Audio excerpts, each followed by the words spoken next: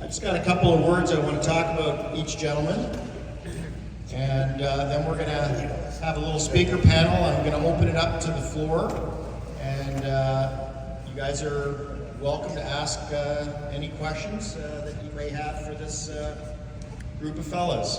So Charlie, I'm honored to share the story of Charlie H. Brown III, known to most of you simply as Charlie Brown. Born just days before the first Peanuts comic strip, Charlie grew up in the suburbs of Pittsburgh, embracing a classic American childhood of Boy Scouts, fireflies, cap guns, and music, from piano to tuba. Charlie's passion for engineering took root early, building model cars, planes, before earning a mechanical engineering degree from Penn State. His career began in Pittsburgh, but it truly took off when he joined Ford in 1976, and a year later married his high school classmate Joyce.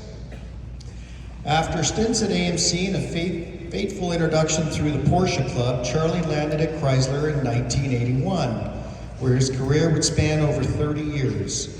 Most famously, he joined the Team Viper in 1989.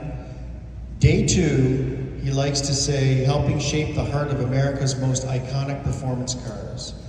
From magnesium innovations to trips to Nuremberg, Charlie's fingerprints are all over the Viper legacy. He eventually moved into superior supplier quality, including a memorable stint launching the Dodge Nitro, and wrapped up his full-time career in 2007, only to come back as a contractor, finishing off with the Gen 5 Viper and the Hellcat and the Demon V8s. Today, Charlie stays busy restoring cars, including a 34 Dodge with a Viper engine, and playing tuba in community bands. Whether it's under the hood or on a stage, Charlie has always marched to his own beat with passion, curiosity, and deep love for the mechanical world. Thank you, Charlie, for this incredible ride.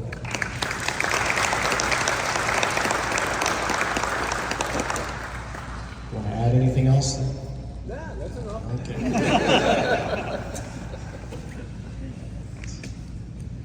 I learned something about me. This is the first I've heard of the tuba thing. Oh, we need a picture of that. Oh, you don't need a picture. I have plenty of pictures. On the screen. Ken Nowak. Oh, yes. Put your hand up, Ken. There he is. Let me tell you about Ken, a true craftsman, innovator, car enthusiast whose journey began in Highland Park, Michigan, just like the legendary Viper Mule 01 he helped bring to life. From a young age, Ken was drawn to wheels and machines, building model cars, customizing bikes, and even dragging home a 318 engine on a toy wagon just to see what made it tick. That curiosity grew into passion, and in 1972, Ken joined Chrysler Engineering, hand assembling prototypes in the experimental build-up room. Balancing family, night school, and a passion for motorsports, Ken earned his Bachelor of Science in 1985 while rally racing and working with Team Shelby. His shop nickname, Bondo, came from his hands-on work prepping endurance race cars, a name that stuck as he rose through the ranks.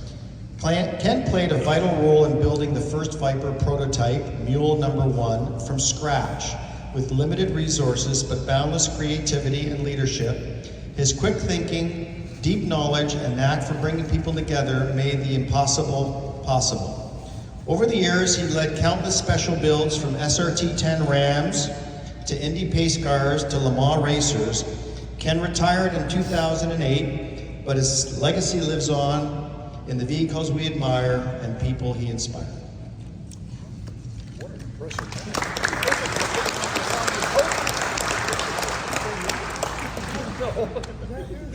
I miss I anything? appreciate all that. I never heard that. All right. Dick Winkles. Put up your hand, Dick. Dick Winkles, is name synonymous with the legendary Viper V10, is referred by the enthusiasts as Mr. V10. His journey began in Flint, Michigan, where he grew up with a rich family history in the auto industry, from his great-grandfather to his father, a toolmaker at Chevrolet. After earning his degree from the University of Michigan in 1980, Dick started his career at General Motors, but a shift to Chrysler in 1981 marked the true beginning of his legacy. At Chrysler, Dick quickly made a name for himself in engine development, designing turbo engines and collaborating with Mopar performance and racing teams. Dick's big break came when he brought into the Viper project in 1989, where he was tasked with developing the V10 engine. Despite initial skepticism about the Viper's potential, Dick's engineering genius transformed the Viper into an iconic supercar. He not only played a role in the engine's design and development, but also contributed to its success on the track, helping the Viper win Le Mans, Daytona, and several FIA titles in the late 1990s. Dick's expertise was pivotal in the evolution of the Viper engine through all 5 generations, from achieving 600 horsepower with the Gen 4 to 640 in the Gen 5. His dedication earned him recognition within Chrysler, and even after retiring in 2015, he continued to support the Viper community, developing the aftermarket parts at Prefix M1 track.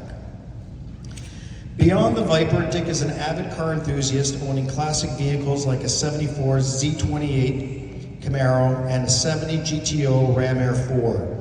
His passion for cars and engines runs deep, and his contributions to the automotive world, particularly with the Viper, have left an incredible mark. As he says, once it's in your blood, it's hard to stop.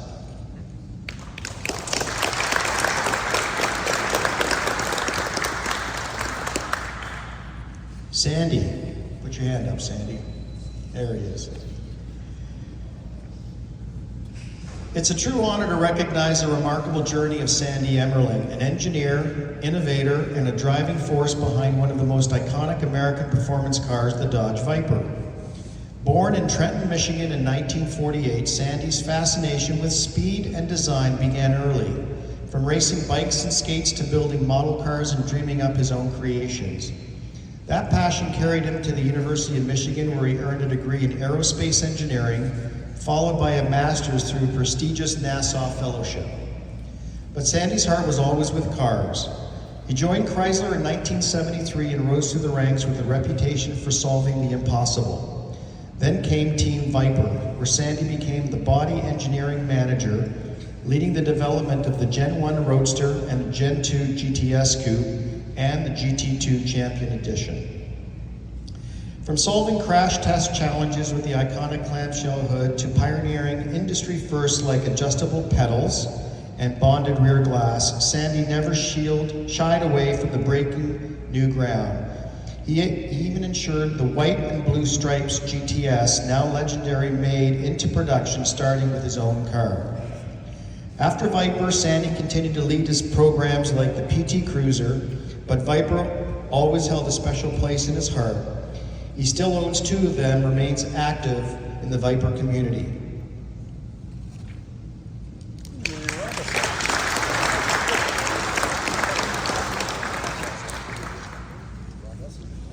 Bill Adams, put up your hand, Bill.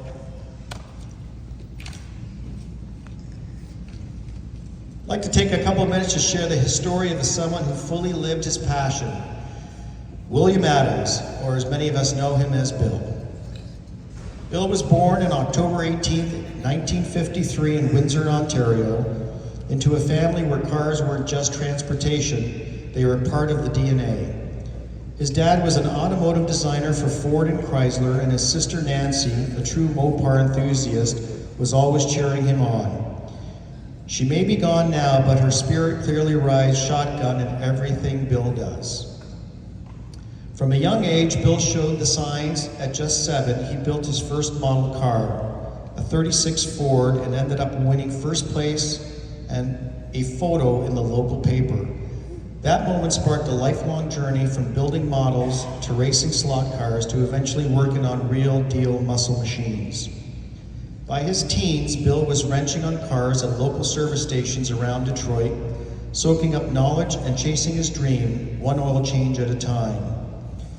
At just 19, he landed a job at Chrysler Engineering, where he worked his way from the road test garages to the exclusive prototype build shop. Not bad for a kid who started with a paper. But perhaps the most defining chapter came in the late 80s when he joined a small daring team of dreamers, Team Viper. Together they built one of the boldest American sports cars ever made. Bill wasn't just along for the ride, he helped drive it forward. Of course, along the way he met Lorette, the love of his life, at a pool hall, no less. His friends told him he didn't stand a chance, but clearly, Bill knows a thing or two about beating the odds. Today he's in the Viper Hall of Fame, and rightly so. But knowing Bill, he'd say the real reward was getting to do what he loved, with people he respected and building something that left a mark. And after a life spent